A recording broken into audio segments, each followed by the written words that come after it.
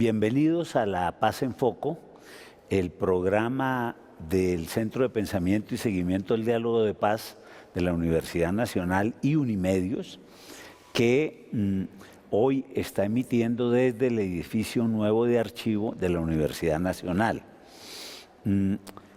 Para el día de hoy hemos invitado a 3 respetados colegas para hablar de un tema que creemos es de la mayor importancia, que es el de estatuto de oposición. Por eso nos acompaña Alejandra Barrios, que es la directora de la Misión de Observación Electoral, la MOE, una persona que lleva mucho tiempo trabajando estos temas electorales de partidos, movimientos. El profesor Sergio de Zuviría, profesor de la Universidad de los Andes y quien ha sido parte del equipo que ha ido definiendo el estatuto de oposición, que hoy día está, entiendo, a punto de entrar a consideración del Congreso, y el profesor Fabio López de la Roche, director del Instituto de Estudios Políticos y Relaciones Internacionales, IEPRI, de la Universidad Nacional y un colaborador siempre y muy activo en nuestro centro de pensamiento. Bienvenidos los 3. Muchas gracias, Alejo. A este Gracias, programa. Alejo. Y vamos a empezar en esta primera parte a decirle a nuestros televidentes qué es eso de un estatuto de oposición, Alejandra.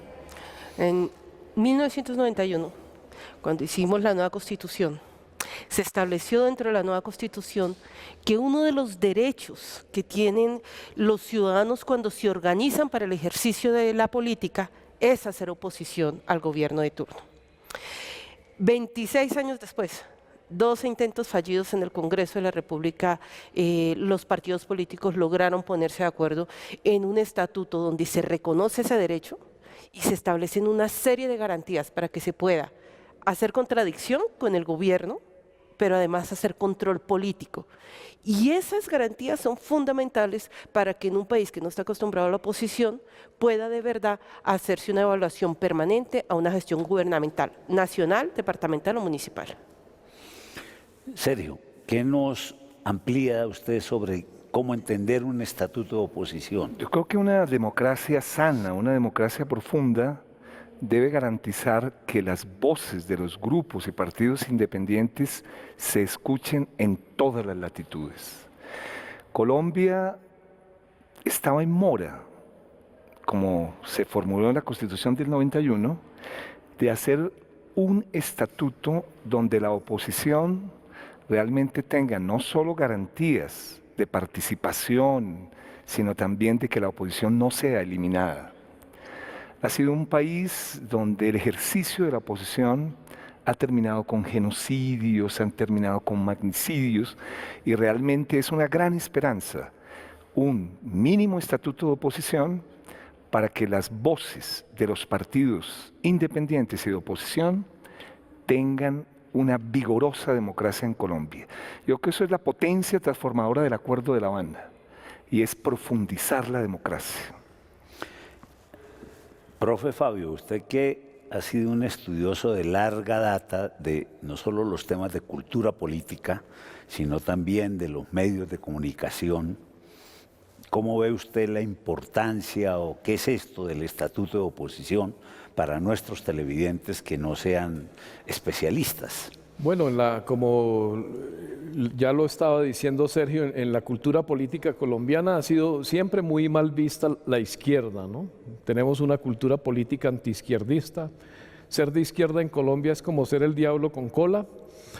Pero quiero decir, la oposición no es solamente de izquierda, ¿no? Como que se nos metió durante muchos años en las mentes de los colombianos que ser opositor es ser de izquierda y que eran sinónimos.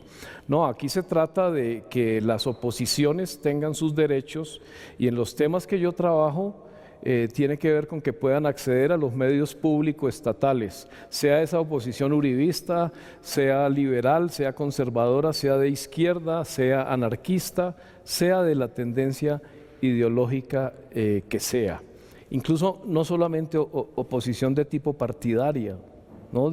Que esté organizada en partidos. Entonces, una sociedad civilizada es una sociedad capaz de escuchar esa diversidad de voces, porque una sociedad democrática tiene que ser profundamente pluralista y reconocer que no hay una vertiente, por más que tenga todo el poder político o electoral, que es la que tiene la verdad.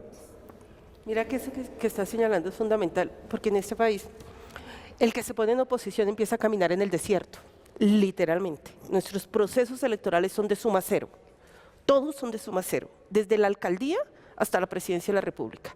El que se gana la alcaldía o el que se gana la presidencia de la República o se gana la gobernación, se queda con todo. Quienes hacen oposición, y por eso no es tan atractivo hacer oposición en este país, se quedan sin contratos, se quedan sin recursos, se quedan sin absolutamente nada. Con este estatuto lo que se está tratando es de equilibrar ese desbalance de un sistema ejecutivo que nosotros tenemos, que es tan fuerte, que se impone tanto.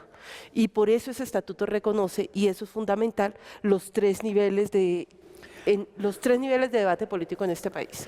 Fabio, pero hay una cosa que me parece muy importante. Efectivamente, Colombia, por lo menos la Colombia del último medio siglo, no tiene ninguna tradición de reconocer la oposición.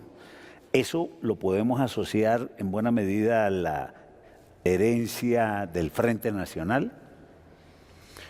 Sin lugar a dudas, pero pues en la cultura política colombiana pues lo hemos estudiado, hay unas tradiciones de intolerancia con los que piensan diferente, tiene que ver con nuestra religiosidad política liberal conservadora. La izquierda de alguna manera también hereda y reproduce esa izquierda con otros ingredientes, digamos, de su concepción de la verdad. Entonces también, digamos, para eso necesitamos la diversidad en los medios, también porque el debate político hoy día, por ejemplo, en Colombia es muy pobre, ¿no? Incluso los mismos temas de la cultura política de la izquierda, yo que los he investigado, el mundo de la izquierda no se discute, ¿no?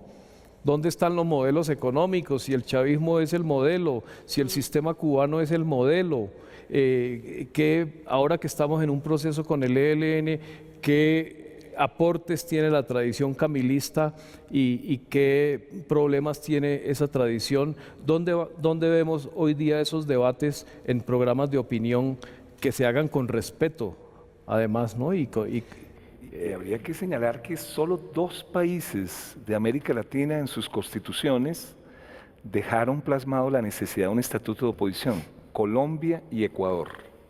Y en el 2008 ya en Ecuador desaparece la idea porque tienen leyes de partidos y de movimientos sociales muy fuertes. Quiere decir que esto es una arquitectura, digamos, que está pensada en el acuerdo, donde haya una reforma electoral, una ley de partidos y un estatuto de oposición. Un estatuto de oposición solo no transformaría la cultura política. Pero en esos, Sergio, sería interesante destacarle a los televidentes algo que mencionó Fabio. Como oposición no es sinónimo de izquierda. Y creo que esa es la ventaja que ha aportado hoy día el Partido Centro Democrático del expresidente Uribe. Es mostrar que también desde la derecha hay momentos en que tienen que ser oposición, porque perdieron. Claro, y en una democracia vigorosa, partidos que eran gobierno después pasan a la oposición, y eso creo que es parte de la profundización de la democracia. Debe haber oposición de derecha clara, con ideología, y debe haber oposición de izquierda clara, con ideología y alto, digamos, nivel ideológico. Eso es sano para un país. Claro. Desafortunadamente para nuestra sociedad, a pesar de que siempre ha habido oposición, lo que pasa es que nunca se le ha reconocido. Yo creo que Alejandra lo mencionaba ahora un poco, y creo que eso es parte de lo que creo que tenemos que mejorar hacia adelante. Sí, porque nos falta cultura democrática en ese sentido. Cuando uno escucha a veces los debates en los medios de comunicación sobre asuntos políticos, uno ve como una desesperación por parte de algunos analistas pidiendo que se reúnan los contrarios, que lleguen a acuerdo los contrarios. Precisamente lo que enriquece una democracia es que podamos disentir, que podamos manifestar que tenemos ideas completamente distanciadas, completamente opuestas, y que por eso hago el ejercicio de control político. Por eso, y me reservo ese derecho a disentir en los medios de comunicación, me reservo ese derecho a disentir de manera pública.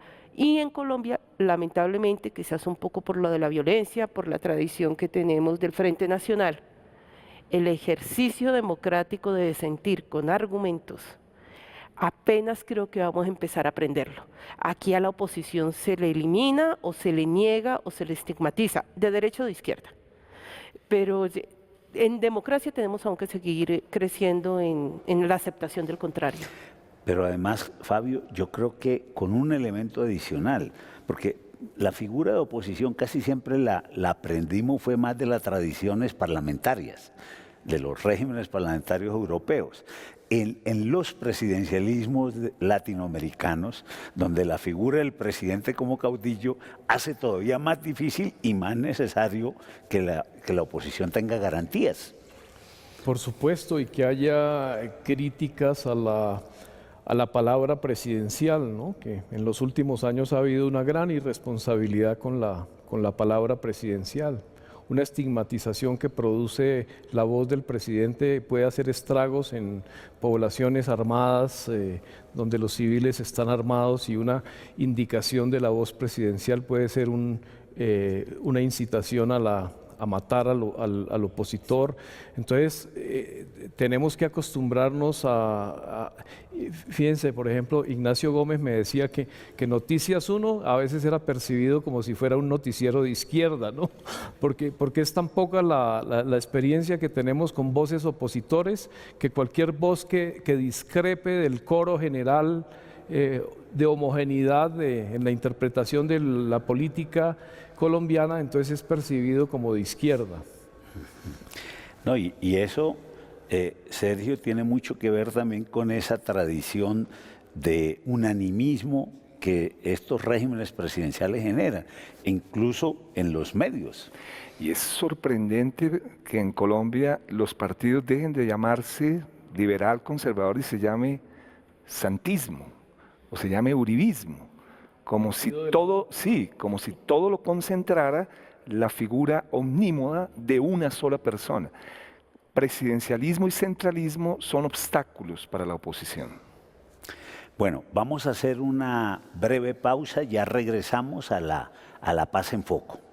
Estamos de regreso en la Paz en Foco y vamos a hablar en este segmento del contenido del estatuto de oposición que va a entrar en consideración del Congreso, se supone que vía el mecanismo Fast Track. Sergio de Subiría, que ha estado ahí en la comisión redactora, ¿por qué no trata de resumirnos qué es lo fundamental de ese estatuto? Son 31 artículos divididos en 5 capítulos. La primera parte son las disposiciones generales, la segunda son las garantías, y yo creo que lo fundamental, digamos, desde una lectura para mí sería: se declara la oposición política un derecho fundamental autónomo. Esperamos que la Corte Constitucional le dé ese estatuto de un derecho fundamental. Para ser oposición o ser partido independiente hay que declararlo públicamente. Quiere decir que toca de alguna manera hacer un acto ético de que me he declarado. Y creo que las garantías son 12 garantías. Financiación, acceso a medios, acceso a la información, derecho a réplica, participación en mesas directivas, día de la oposición, participación en la Comisión de Relaciones Exteriores, participación en las herramientas de comunicación de las corporaciones, sesiones exclusivas para el plan de desarrollo y algo que es interesante, ¿no? Un día de la oposición. Y siempre que se instale el Congreso, 20 minutos tiene la oposición para replicar lo que ha dicho el presidente de la República.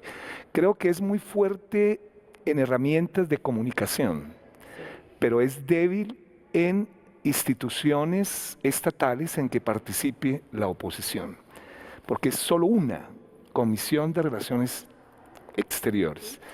Pero yo siempre he planteado, este es el punto de partida, no el techo.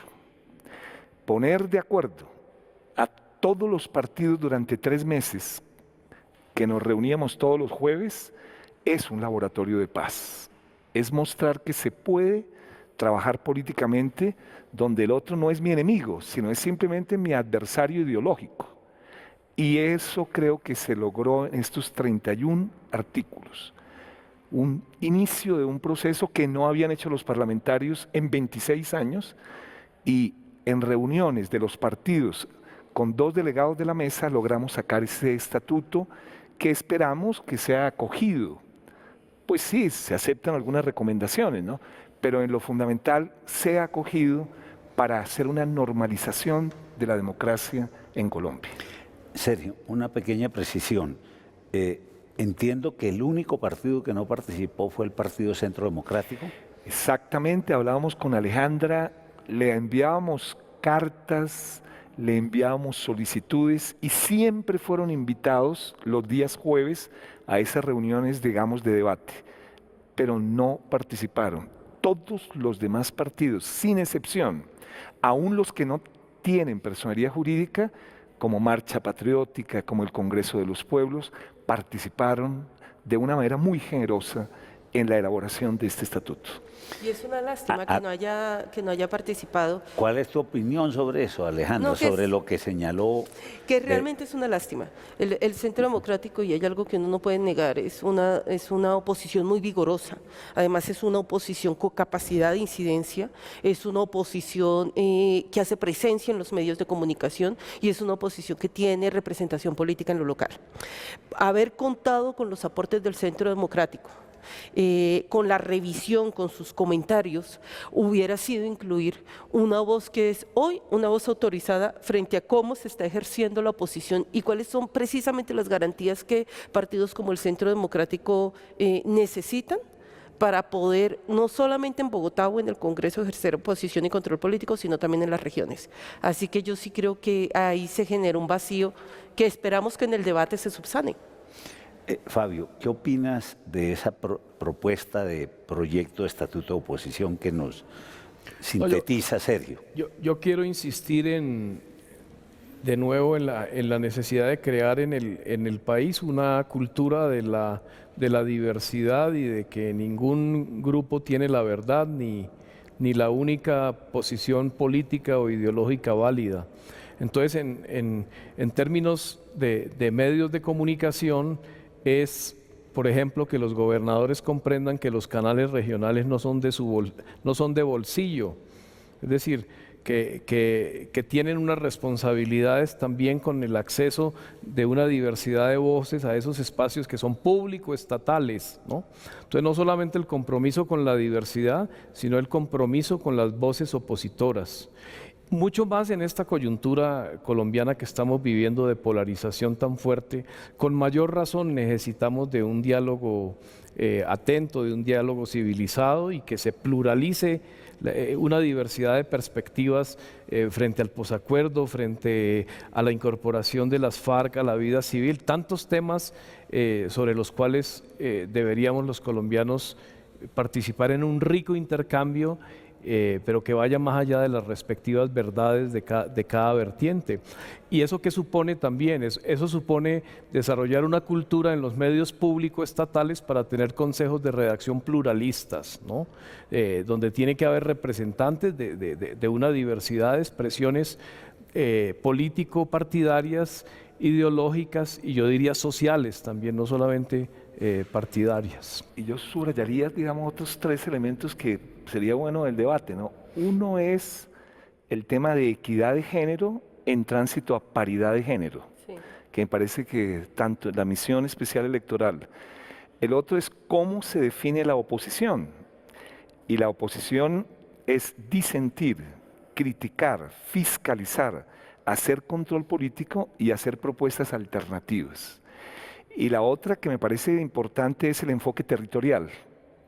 Es decir, que no solo se está creando condiciones para el Parlamento, sino para las juntas de administración local y para todos los territorios que tengan algunas garantías, como dice Alejandra, que no queden en el desierto, en las zonas, digamos, donde puede haber clientelismo, donde puede haber prácticas realmente no muy sanas de la política, entonces garantizar que en lo territorial también haya garantías para la oposición. Pero eso está contemplado en el estatuto, Está la idea de contemplado. lo territorial. Está contemplado. Porque lo que señala Fabio es muy importante en relación con eso, Alejandra, que uno podría pensar que con lo difícil que es garantías a la oposición en la nación, en lo nacional, creo que es todavía más difícil en lo regional, departamentos, municipios. No sé. No, en lo local es trágico. Digamos, en lo local es trágico. Literalmente quedar en la oposición o declararse en la oposición en lo regional es quedar por fuera de absolutamente todo. Por eso temas que a veces no se les nota la importancia, pero que quedaron en el estatuto son fundamentales. Mayor financiación para los partidos que se declaran en oposición. Porque lo que queda absolutamente claro en el estatuto es que si me declaro en oposición no puedo ir a buscar contratos. Si me declaro en oposición estoy haciendo control político y estoy todo el tiempo cuestionando frente a las propuestas que se están haciendo y proponiendo alternativas. Entonces, no hay contratos, no pueden enmermelarme, me declaro en oposición, cero mermelada. Entonces, se requiere mayor financiación. Y un segundo tema que pareciera no importante, pero que es fundamental, y es que tengan derecho a las vicepresidencias.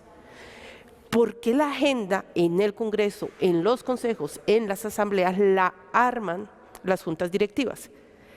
Si estás en la oposición, Alejo, nunca te van a agendar ni un debate de control político, pero muchísimo menos una iniciativa nacional o regional. Y el que tengan las vicepresidencias de manera obligatoria por estatuto genera entonces todas las posibilidades para que puedas poner como oposición puntos en agenda y no solamente cuando ya se está terminando el periodo y saben que no van a alcanzar a votar tus propuestas. Claro, eso me parece muy importante, pero a mí también me gustaría que profundizáramos, Fabio, el tema de la comunicación regional. Ya tú mencionaste el tema de los canales, lo cual me parece absolutamente importante, porque cuando uno piensa en todos estos canales que tenemos, que son muchos, mucho más incluso de los que uno a veces conoce, pero además también los periódicos regionales, y supongo que eso también está ligado a los temas de la pauta, porque buena parte de los medios dependen también mucho de la pauta. Tenemos regiones subrepresentadas en los medios. Buena parte de las regiones del Pacífico, por ejemplo, se representan desde el país de Cali o desde Telepacífico. Regiones que no tienen medios. El Guaviare no tiene una televisión dinámica, es Caracol Radio la que pone el tono de la esfera pública local, ¿no? Entonces, además regiones muy mal representadas en los medios nacionales, la queja en el Guaviare es permanente, ¿no? Ustedes incluso recientemente vieron una portada del Espectador mostrando la carretera que había construido las FARC y que ahora los alcaldes la iban a pavimentar y que eso era un ecocidio. ¿Y quién va a preguntarle a la población de Miraflores cómo llegan ellos a los centros de venta de sus productos o a los centros de compra de las cosas para sus necesidades diarias? Pues tienen que salir en lancha o en un DC-3 que entra ocasionalmente. Entonces yo creo que hay una gran invisibilidad de las regiones en los medios nacionales, y ya que Sergio estaba empezando a poner el tema de mujeres, pues está el tema de la visibilidad indígena, cómo aparecen los Nucac, cómo aparecen los Hiu, hablando de la misma región, que no tienen las mismas competencias ni las mismas capacidades históricamente acumuladas de un CRIC fundado en el 71 en el Cauca. Entonces también tendríamos que ver el acceso de esas poblaciones porque de verdad hay unos desequilibrios territoriales y también poblacionales muy grandes en el acceso a poder poner sobre la esfera pública. Yo diría que en la comisión se hicieron debates muy interesantes que ojalá en las actas están, y es que es acceso a los medios de comunicación no solo del Estado, sino todo el espectro electromagnético. Y al tener acceso a eso, pues las posibilidades son mayores. Y donde exista un periódico regional o exista un medio de comunicación de un consejo, es obligatorio que la oposición participe. Son paliativos, digamos, pero es el camino, digamos, correcto. Yo creo que tendremos que ir avanzando en un país de regiones, lo que dice Fabio realmente. Aquí la subrepresentación es campesina, indígena, es realmente trágica. La campesina, por ejemplo. Sí, ¿no? sí. Cuando hubo consulta previa para campesinado, es ahora con este proceso con las FARC que el campesinado aparece y seguramente Sí. las propias FARC, pues en su proceso de reconversión a una organización política, van a tener mucho que aportar sobre ese mundo. Aquí las encuestas se hacían en capitales departamentales. ¿Se hace? A menudo la población campesina estaba ausente. Entonces, yo creo que con el campesinado en particular, ¿quién nos ha contado la historia de cómo el campesinado pasó del caballo a la moto? No sabemos muchas cosas del campesinado. Ese va a ser otro programa, me imagino, Sí. Alejo, tuyo, porque cuando hablemos de las 16 circunscripciones especiales para la paz, precisamente es donde yo creo que vamos a empezar a ver si esas regiones que no han estado involucradas ni en el debate político, que no son reconocidas, con poblaciones que no son integradas y que no tienen músculo para poder incidir políticamente, si lo van a lograr. Entran movimientos sociales, se supone que es donde menos votan, y creo que ahí vamos a ver un ejercicio muy interesante de cómo podemos generar nuevamente equilibrios en representación. Ojalá eso salga bien. Ahora, una pregunta, Sergio. En teoría, todos los partidos que participaron, digamos, están de acuerdo con la propuesta que se presenta al Congreso. Digamos, esos Sí, 31. los partidos. Y se hizo una estrategia que es muy importante, es en cada acta los consensos y los disensos que no quedaron resueltos. Yo por eso digo que es un laboratorio un poco de paz. Entonces, en los 31 artículos, todos están de acuerdo. Pero hay temas, por ejemplo, las minorías. Fue un tema que fue transversal, que querían las minorías indígenas, que hubieran, digamos, mucho más garantías para las minorías. El estatuto es para la oposición y los partidos que se declaren independientes. Esta es una nueva figura, digamos, en el sentido de que independencia... Pero un pésimo negocio, ¿no? Porque es decir, el que se declare aquí independiente queda como ni chicha ni limonada. Es decir, no tiene acceso ni a vicepresidencias, Sí, no tiene tiene solo más recursos. 3 garantías. Sí, y es súper importante eso Sí, también, es decir, sí. tome postura. Tomen postura. Exacto, usted está aquí o está acá, pero no como que a veces sí, a veces no. Bueno, yo creo que evidentemente lo que señaló Sergio es importante destacarlo. Este podríamos decir que es el piso de algo que hay que seguir construyendo más hacia adelante. Seguramente aspiraría uno a que también en la Junta del Banco de la República hubiera, a que en muchos otros espacios, pero digo, eso ya es parte de las luchas que de hecho esos partidos van a tener que hacer. Si esto se pasa, ya es un punto de partida muy importante. Hagamos una pausa y ya regresamos a La Paz en Foco.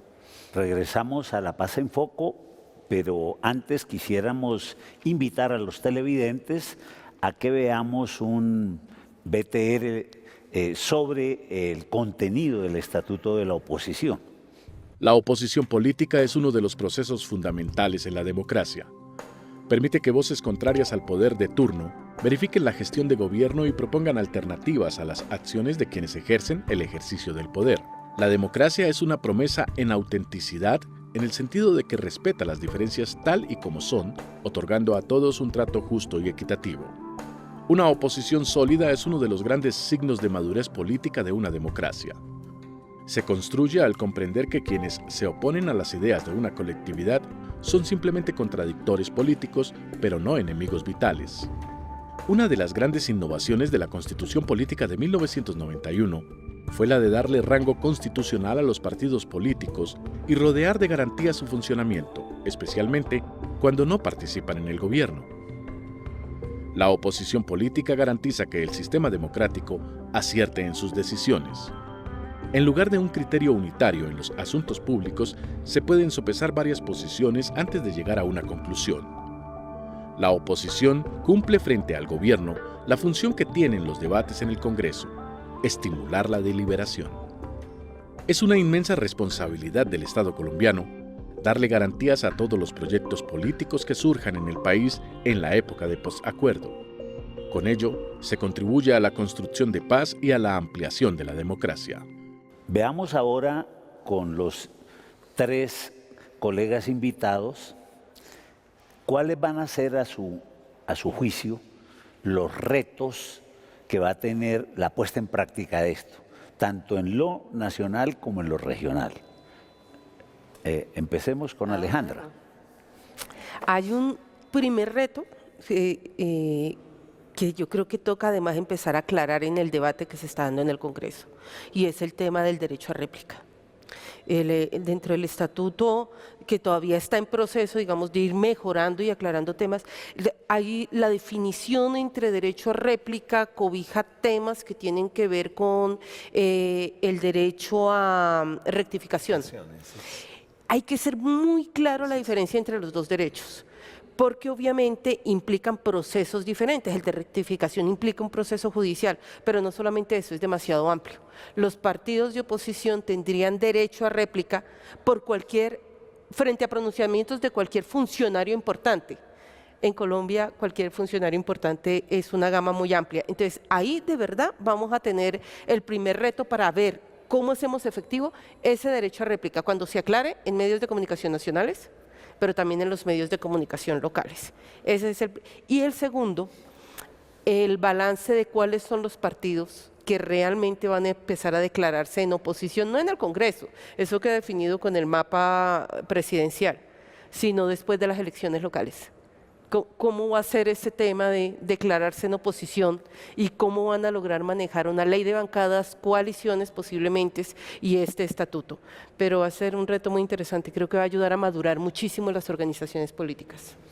Yo diría que nosotros, por nuestra deformación de maestros, lo primero es la apropiación social del estatuto. Y en eso pues felicito este programa, porque está contribuyendo a una apropiación colectiva, un debate mucho más profundo. Pero el capítulo 4 contiene unos mecanismos para su implementación. Puede que no sean totalmente garantistas, pero son importantes. El primero, si se viola una garantía de un derecho, hay una acción especial ante la autoridad electoral. El segundo es una procuraduría delegada especializada en defender los derechos. El tercero es garantías de seguridad para la vida. Es decir, eso está conectado. Y es, si siguen asesinando a los líderes y siguen asesinando a la oposición, no habrá ningún estatuto de oposición. Y lo otro, inhabilidades. Y es las inhabilidades para quienes se declaren en oposición. Y es que de alguna manera uno no puede estar cambiando un día de oposición y otro día no. Entonces yo creo que hay unos pequeños mecanismos de implementación que están en el capítulo 4 que deben ser muy apropiados por los movimientos sociales para hacer exigible también la oposición como un derecho fundamental. Fabio, ¿tú cómo ves desde tu lectura muy juiciosa siempre de la realidad política ese desafío de implementar esto, suponiendo que vía Fast Track haga su tránsito ya hacia la vía legal?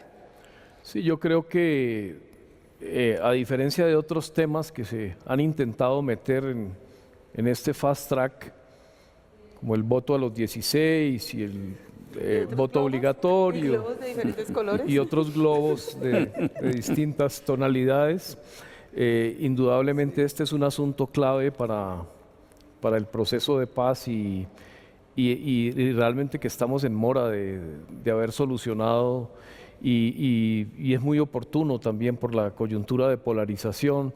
Hemos empezado este año con muchas sombras y con muchas incertidumbres, por ejemplo, sobre la implementación, con algunas voces incluso progresistas sugiriéndonos que habría que pasar la página de la paz, ¿no? Entonces, yo creo que es muy importante en este momento garantizar voces que con responsabilidad se expresen sobre el significado de los procesos de paz. tanto con las FARC como con el ELN, el significado de la recuperación del campo. Es decir, hay temas estratégicos que están en juego hoy en la vida del país. El significado de los espacios para la crítica también, porque digamos, también se trata de encontrar espacios para la corrupción que aparece en este 2017 como el nuevo tema, y está bien que entre, ¿no? A minorar un poco la polarización. Y también, digamos, unos espacios donde se puedan producir alternativas al manejo de la política desde la mermelada a este clientelismo liberal conservador que hace agua, me parece, y que no está brindando además posibilidades de alternativas políticas al país. Ahora, yo creo, espero que compartamos que tenemos una tarea muy importante, instituciones educativas, toda la estructura educativa del país, medios de comunicación, los propios partidos y demás, en explicar la importancia, ya se había mencionado antes, de la oposición, porque en Colombia oposición ha sido casi sinónimo de obstrucción del gobierno, entonces subversión, enemigo. Entonces, entender que eso es importante en una sociedad y que refleja eso, la pluralidad, y que por lo tanto tiene que tener todo el respeto y las garantías. Completamente de acuerdo. Sin una labor educativa de apropiación social, yo creo que está siempre amenazado el acuerdo. Y creo que en eso los maestros, los profesores y las universidades tienen una tarea prioritaria. Creo que es central, y este tipo de programas de difusión, de apropiación son muy importantes. Yo felicito realmente la labor de la Universidad Nacional, la de ustedes, porque en Colombia, según nuestros datos, 1 de cada 100 colombianos y colombianas ha leído una parte del acuerdo final. La Secretaría de Cultura hizo una investigación con 20.000 bogotanos y bogotanas y los datos realmente son bastante preocupantes. Sí, el tema del acuerdo pareciera que no nos hubiera terminado de pasar, ¿no? Sí. No nos ha terminado ni pasar ni por la piel, No. pero tampoco por la los cabeza. ojos ni por la cabeza. Y parte de ese acuerdo es la decisión de poder avanzar, y yo creo que además de la disponibilidad de los partidos era poder avanzar hacia un estatuto de la oposición en el que se reconoce, y yo creo que eso es fundamental, la riqueza que es el debate, la diferencia. Yo creo que no hay nada más aburrido que estar en una reunión donde todos pensamos lo mismo, donde todos creemos exactamente en lo mismo, sin que haya el picante de pensar, no, esto no puede ser de otra manera, pienso completamente lo contrario, y que esa diferencia es precisamente lo que hay que proteger como un valor máximo en el ejercicio, en la democracia y en el ejercicio de la política. Aquí se está buscando esa protección, se está haciendo ese reconocimiento, y algo alejo fundamental. Nosotros tendemos a confundir oposición con minorías. Aquí queda claro que no es lo mismo, que oposición no es lo mismo que minoría, y que una oposición no tiene que ser minoritaria, que la oposición tiene vocación de poder, y como tiene vocación de poder, se le dan una serie de garantías para que realmente pueda acceder al poder, que es de lo que se trata, reglas claras en el ejercicio de la democracia. Fabio, y en ese sentido me parece muy importante, yo personalmente valoro esta tarea que ha cumplido incluso el Centro Democrático, porque yo soy de los que digo, el expresidente Uribe cuando era presidente nunca creo que se imaginó que algún día iba a ser oposición, pero eso realmente es lo que todo dirigente político tendría que interiorizar, que hoy puede ser gobierno y mañana oposición, y eso es lo normal. Sí, sin lugar a dudas, ¿no? Es el valor de la competitividad político partidaria, y que la gente pierda las elecciones y se vaya a la oposición para mejorar sus plataformas, para corregir cosas. Pensemos en todos estos partidos del socialismo del siglo XXI que con gran dificultad han aprendido la lección de que tienen que irse a la oposición y que tienen que generar también generaciones de relevo, ¿no? Y no perpetuar líderes en 3, 4 periodos al estilo Evo, con todos los méritos que tiene Evo también en otras decisiones, pero es muy importante eso.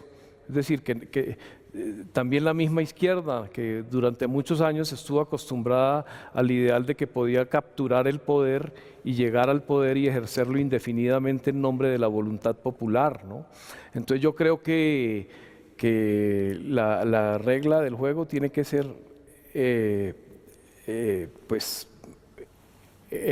alternación y pues si se pierden las elecciones, irse a la oposición para mejorar y volver con banderas renovadas. Ahora, esa educación debe ser también para los partidos. Tú lo mencionaste en algún momento, pero sería bueno destacarlo. En Colombia, yo a veces siempre he pensado que es nuestro sistema político, todos son oposición hasta el día antes de elecciones, ¿cierto? Y todos son gobierno al día después con el que gana. Y eso es lo que es perverso para el sistema, creo yo. No, y yo diría que si uno hace una evaluación del papel de la universidad en la formación y educación política, hay que hacer serias rectificaciones.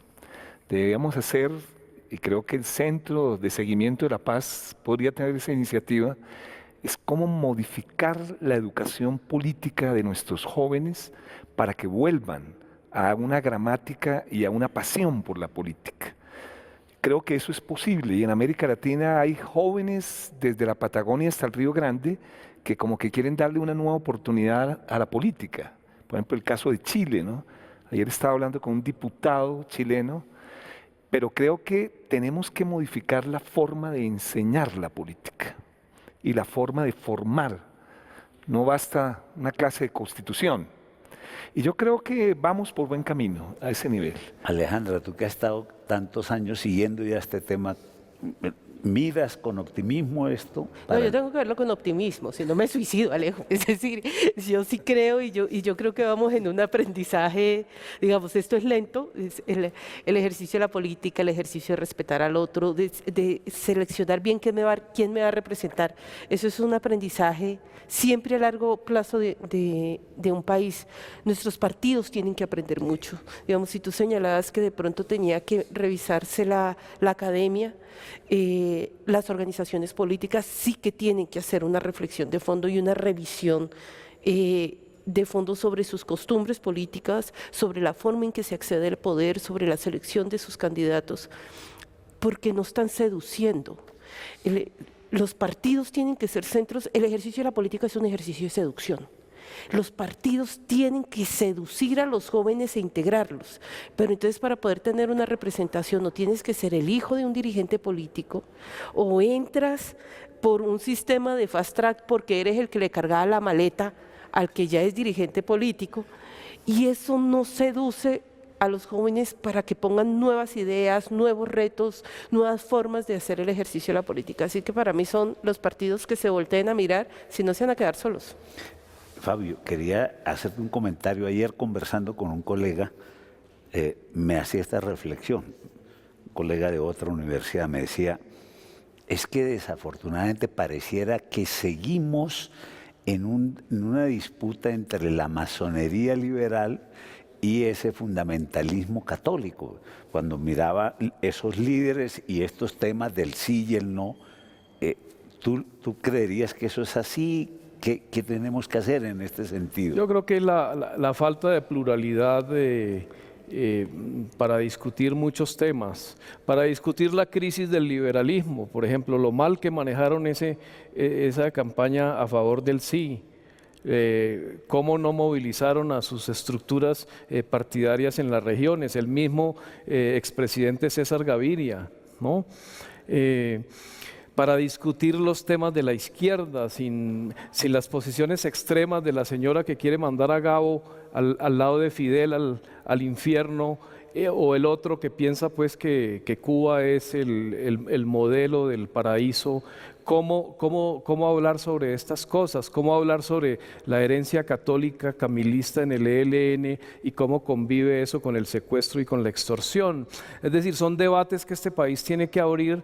¿Qué pasa con la cultura política de la derecha que permite el asesinato de líderes sociales? ¿Qué pasa con los eslabones de la institución policial y militar que seguramente con grados de mayor para abajo en las regiones también se prestan para esos atentados contra los líderes sociales? Son muchos los debates que hay que abrir en el país y que para eso necesitamos abrir espacios en los medios de comunicación, y que los invitados a ciertos programas radiales de opinión no sean solamente los políticos, ¿no? Con discursos rimbombantes, seductores para los medios de comunicación. Yo creo que esa es me parece, la gran oportunidad que da la aprobación de este estatuto, y seguramente las reformas de la misión que esperamos en las semanas que vienen, cuando terminen su tarea, es abrir unas posibilidades para una democracia de mucho mejor calidad a futuro. No como dirían algunos, para que predomine uno o un sector, no, para que todos puedan competir, para que todos puedan hacer una buena política y que el país se refleje. Yo creo que eso es parte de lo que contribuye, ¿no? Creo que el estatuto es un aporte, una semilla para aprender a hacer otra gramática de la política. Pero necesitamos también la misión electoral, una nueva ley de partidos, y creemos que este año es un año muy importante para Colombia y hay que introyectar eso. Este año es un año que vamos a tomar decisiones muy relevantes y aspiramos que sean para profundizar la democracia, la cultura política democrática. ¿Tienes la misma percepción, Sí, yo Alejandra? creo que después de 1991, en serio, después de 1991, esta es la segunda ventana de oportunidad que tenemos para hacer una evaluación general de cómo está nuestro sistema político y democrático, nuestro sistema de representación. Nosotros hemos venido haciéndole parches a nuestra democracia, es decir, a través de reformas que normalmente son cada 2 años.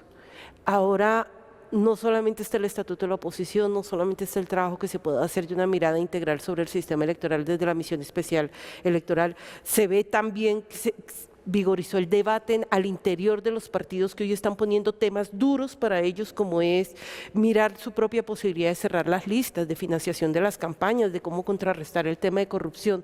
Se está abriendo un escenario de debate, lástima que con una ventana de oportunidad muy corta, porque ya después de junio, digamos, llegó el proceso y el debate electoral con más fuerza, pero en este momento creo que nos estamos mirando de manera juiciosa, seria, reflexiva. Y si no la aprovechamos, se nos cierra la ventana de oportunidad y yo no sé si nos tocará esperar otros 26 años. ¿Cuál es tu valoración, Fabio, de esa ventana de oportunidad? Hoy me decía alguien que cómo veía el país, entonces yo le digo que los colombianos ya tenemos un cuero duro para vivir pues cada nueva situación, y este año que empezó con ese tono de que ya la paz no importa, con los incumplimientos del gobierno, con el alistamiento de las zonas veredales. Yo también soy optimista porque veo indicios positivos. Me parece, por ejemplo, que si las FARC cumplen como lo han estado haciendo, ¿no? Con una gran disciplina y con una apertura que me ha llamado mucho la atención, están repensando las vidas. Si este proceso culmina exitosamente, se acaba el discurso digamos, guerrerista. No es una ironía que los enemigos históricos de las FARC, ahora que va a desaparecer entonces como guerrilla, entonces que se opongan, ¿no? Yo digo que son farcodependientes, ¿no? Entonces, veo signos positivos, pero por supuesto invitaría también, y estoy de acuerdo con Alejo, con Sergio, y creo que Alejandra también estaría de acuerdo que desde la academia también tenemos que poner un tono de la discusión, porque hay un plus que es distinto al del medio comercial, y que también tenemos nuestros medios públicos, hablando de del fortalecimiento de la comunicación pública y que tenemos que conectarnos más con la vida, ¿no? Siendo autocríticos con los saberes académicos. Una universidad más, Alejo también, digamos, desde el centro de pensamiento, ha sido el ejemplo de cómo estas universidades pueden articularse, en este caso, con todo el proceso de estos 4 años largos de diálogos de paz. Lamentablemente el tiempo se nos acabó. Muchísimas gracias a Alejandra, a Sergio, a Fabio, que ha sido siempre un valioso aporte en todo esto que hemos tratado de hacer en el centro. Muchísimas gracias a los televidentes. Este es La Paz en Foco, el programa del Centro de Pensamiento y Seguimiento del Diálogo de Paz y de Unimedios de la Universidad Nacional. Los esperamos en la próxima emisión de La Paz en Foco.